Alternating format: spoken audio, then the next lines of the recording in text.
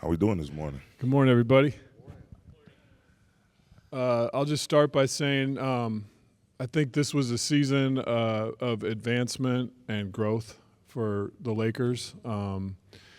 Obviously, we didn't achieve our ultimate goal, which is number 18, which is something we always have our sights on. But it really starts by giving a lot of credit to Darvin and his staff for establishing really a pillar of our organization, and that's the way we compete till the bitter end. And I think obviously starting the season the way we did for Darvin and his staff to keep the belief with the players and the competition alive at every moment all the way until the last play last night.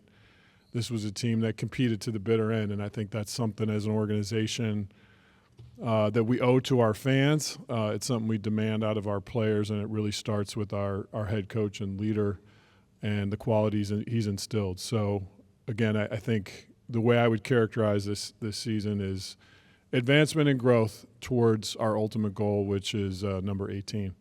So we'll open it up for questions. Hey, Rob, if I could start with you, just thinking about this season and the players that you had that emerged and grew as you look to the offseason and consider, what's out there, how much would you prioritize continuity and keeping together part of what you've seen have a certain level of success from this season? We're incredibly proud of this group, obviously, to get to the Western Conference Finals. I think, after the trade deadline, we had one of the top records in the league. I think keeping that continuity is going to be very important. We ultimately got knocked out by a team that has great continuity. They've got a group of players that have been together for several seasons, and it shows in the way they play. But that's a high priority for us. We feel like we've got a group of special players in the locker room. They enjoy playing with each other. Darvin enjoys coaching them. We know there's more growth and improvement in that group, especially if we get a training camp together. So I would say it's a high priority to keep our core players together. Guys, for both of you, LeBron last night clearly tired, hinted at the possibility of retirement. What was your reaction to what LeBron said last night? And obviously, how do you move forwards if that is up in the air, I guess? Coach and I will speak to LeBron in the coming days. We all know that he speaks for himself, and we'll look forward to those conversations when the time is right. But, I will say this. LeBron has given as much to the game of basketball as anyone who's ever played. And when you do that, you earn a right to decide whether you're going to give more. And I think sometimes we put athletes, entertainers on a pedestal, but they're humans. And just like us, they have inflection points in their career. And our job as a Lakers organization is to support any player on our team if they reach a career inflection point. And LeBron is surrounded by incredible people, his family first, Savannah, his kids. He's got a great management team led by, Rich and Maverick. I'm sure he'll have conversations with them, and in the coming days we'll be in contact with him, his team, and really providing nothing but support for him.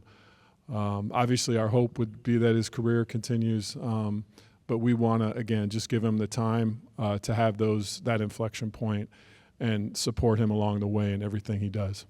Darvin, were you caught off guard at all by that? You're around him more than any of the rest of us. Did you know that was something that he was considering or would be considering? Coming off a tough loss like that, the work we've put in this season, I think I was ready to retire after last night too. But in all honesty and seriousness, LeBron has earned the right, to do whatever he wants to do, to make whatever choice. I'm not one to speculate, but I just want to thank him, AD, the rest of the crew, but especially him for being a consistent resource for me this year as a first-time head coach. I've been around the game for a long time, but transitioning into this seat, he was one of the most, if not the most supportive, knowledgeable, communicative resources that I had all year, and it really made for, it was some challenging times in this season, but my transition into it, and from where we started to where we ended up, as Rob said, the growth process, reestablishing the competitive culture here, trying to work to get us back to the top of the food chain. He was right there front and center for me and my staff. So kudos to him. I love him, support him, and again, he's earned the right to do whatever he feels comfortable doing. Darvin, kind of along those lines, Rob used the word growth. And when you kind of look back on your first season as a head coach, where do you feel this season taught you the most about yourself as a coach, and how does that kind of fuel your preparation going into year two? Just, again, we stand on our work, our preparation. The support I got from Jeannie and Rob through those tough times early really reaffirmed that, we're all on the same page, we're all aligned. And as the season wore on, my biggest thing, I started here. They gave me my first opportunity as an NBA coach in 2011. So one of the first things I told Jeannie in coming back here and them giving me the opportunity is I wanted to, again, reestablish what this culture is, and that's about competitiveness, togetherness, accountability, and ultimately leading to success and, as Rob mentioned, getting number 18. So us being able to relay the foundation, just that support, it's funny because it didn't make me feel, I've been around forever, so I'm not a first timer, but even being in this seat for the first time, that love, that support, my staff, my coaching staff, can't thank them enough, and the players coming in trying to do what we asked them to do, and then Rob works his magic at the deadline and we get the pieces that fit. It made for an awesome, awesome season. The easy transition for me as a first-time head coach, just the support and the love and the communication that I got consistently throughout this year. For both of you, what are the lessons learned this year that will help you not only next year but in years to come? Jim, I'll start. I think for me, it's just, again, it's all about the work here. I think none of us really get caught up in the accolades. I think we just stay focused on the work. And if you stay focused on the work, the results come. And, as Darvin and I were walking up to the stage in the back, I said, campaign number 2 starts today. Yep. And, we have the 17th pick in the draft. We have the 47th pick in the draft. We pivot from the growth and learning lessons of this season to now building towards next year and making sure that, our advancements continue. But I think, to me, it's if you stay focused on that work and you pour yourself into it, the results will come, and that's where my head is. Same for me. Again, Rob said it. If you don't, as far as you go, I'm thankful. I'm really humbled by how far we were able to go after such a challenging start. But again, we didn't come here just to win a number amount of games or make it to the first round or go deep in the playoffs. We came together to make history, and that process is ongoing. And I have all the faith in the world, and Rob and he and I getting together, really going through the roster, going through the opportunities that's out there, starting with the draft, to add to this team and to continue to trampoline from this season and not, just be satisfied because, we turn it around in this first year. No, this is a step-by-step process, and I'm looking forward to working with Rob and Jeannie and building something special and really getting to the ultimate point of achieving our goal, and that's number 18 once again. Hey, fellas. I have a question for both of you, if that's okay. I'll start with Darvin. You guys go 18-6 over a 24-game stretch leading into the conference finals and then lose 4 in a row. Obviously, you had established a brand of winning basketball, and all those games had moments were winnable. But how do you view the series in the immediate aftermath? Do you view it as being pretty close, or do you say, well, we were 4 wins away from getting to the finals, and then that'd be 8 wins away from winning a championship? We really submerged ourselves in everything we could possibly do in terms of trying to defeat the Denver Nuggets. And at each game, even though, at the very end, especially Game 4, giving ourselves a chance, putting ourselves in a position to be successful, my hat's off to them.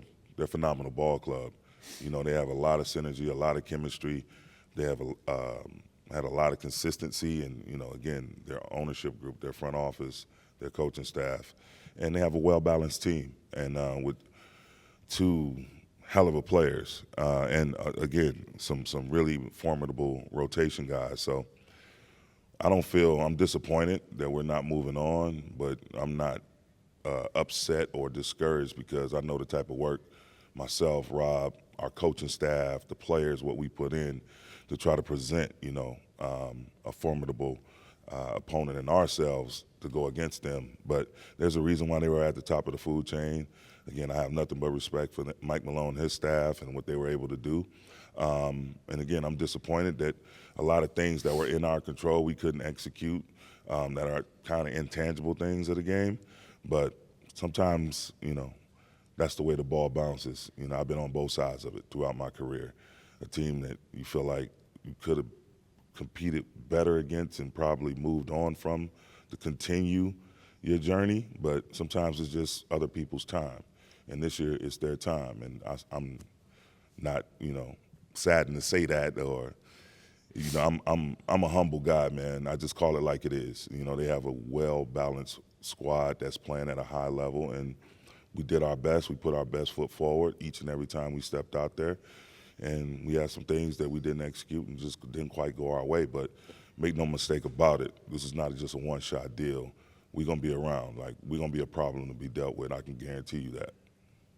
And Rob, you guys just completed year 4 of the tandem of LeBron James and Anthony Davis, bookended by a championship and a conference finals run, and some, I guess, disappointment in between there. How do you view them as pillars moving forward, and how do you view the current window, championship window? Darvin just said we're going to be a problem moving forward. Yeah, I think if you look at the last 4 seasons, you kind of bring up the 4 seasons. We've been in the playoffs 3 of those 4 years, Western Conference Finals 1 year, a championship 1 year. I think that's frankly where we're supposed to be. So I'm not up here pounding our chest or feeling proud about it. That's where the Lakers are supposed to be. And as Darvin said, our job is to continue to build into that. And again, want to respect LeBron's time and space to process what he needs to process. But LeBron and AD as 2 pillars is, to us, an unmatched combination that we'll continue to lean into and build around. And both incredibly high character players that want to win, play the game the right way. We're proud of that combination of superstars, and want to continue to, invest in that and invest in advancing the growth we had this year into next season. This one's for Rob. With Austin specifically, among the free agents, there's been a lot of kind of buzz and attention about the potential contract offers he can get. He's a restricted free agent, of course, so you guys can match any offer. But just curious what type of growth you saw from him this season, and how important he is a part of that core kind of moving forward. Yeah, Jovan, as well as anyone in the room, there's certain rules with the CBA and different things where we can't talk about, free agency until July. But I would say this resoundingly clear: our intentions are to keep our core of young guys together, and I think we saw incredible growth and achievement by Rui, Austin. I could go down the list, Vando, D'Lo. We have a lot of great young players. And we want to do our best to fit the puzzle together. There's, as you guys know, there's a new collective bargaining agreement now that has different components to it, and we want to fit the puzzle together in a way that'll help us compete for championships. Austin in particular had an incredible year. I think he defines really what's at the heart of playing for the Lakers. He's a selfless, team-first guy. He lives in the gym. He loves the big moment. He's been able to meet the big moment. I think he's a guy that, regardless of what his deal is, I don't think it's going to change him as a person. And we'll hang our hat on guys like that compete, love the game, love their teammates. I think we're proud to have him as part of this franchise. And again, without talking about specific players, we'll do our best to keep this group intact and growing and getting better each year. What's up, Darvin and Rob? How you guys doing? Rob, this is for you. Is there any sense of gratification knowing that your first-year coach kept this together from beginning to end, starting 2-10, finishing the conference finals? Like I started, I'm incredibly grateful for Darvin, mostly because of just his character and makeup. We knew when we went through the interview process who he was as a man, as a husband, as a dad, and as a head coach. And we got to see that grow and prosper. And I think there's a lot of different components that make a great coach, and it's easy just to focus on X and O's. But I think when you lead with character and you get a locker room to rally around belief, that's a special intangible skill that I don't think a lot of coaches have, but that was on full display for Darvin this year. I think our players will recognize that and probably talk about it today. They did throughout the season. But I also know Darvin's not satisfied. Just like me, he wants to get better every year as a head coach. I want to try to be a better GM next year than I was this year. You're pretty damn good this year, Rob. Love you. Thank you for the kind words also. But it starts with his character. Hey, Darvin and Rob. Rob, specifically for you, you talked about the importance of continuity with this roster. It seems like, especially for LeBron, he's a guy who it's either get to the finals, have a chance to compete for the ring, or, it's a failure. Do you think this roster, as it stands, has what it takes? And if not, what specific holes do you see on the roster that you'd like to address going forward?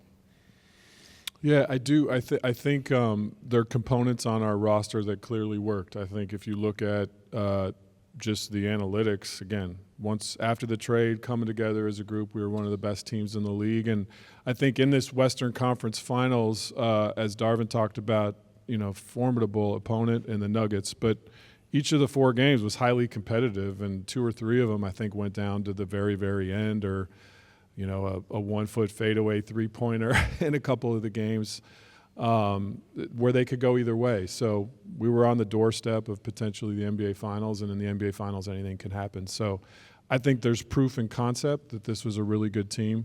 But again, we're not going to rest on our laurels. If there's opportunities to get even better, whether it's through the draft, whether it's through trades or free agency, we're always looking to improve. But we have a core that is highly successful, and that's a good starting point. I have a question for each one of you. Darvin, first of all, with LeBron when he came back from that foot injury, just how much managing of that was there, and how much discomfort did he play through? And also for Rob, to kind of take care of that long term, is surgery an option at all? I think, we went through various challenges, and as you mentioned, Bron's foot issue, AD's foot issue, even from the beginning, Dennis not being available because of his hand. And when we had Thomas Bryant, the same thing with him. And D'Lo went through an ankle issue upon his arrival. So just being able to manage that.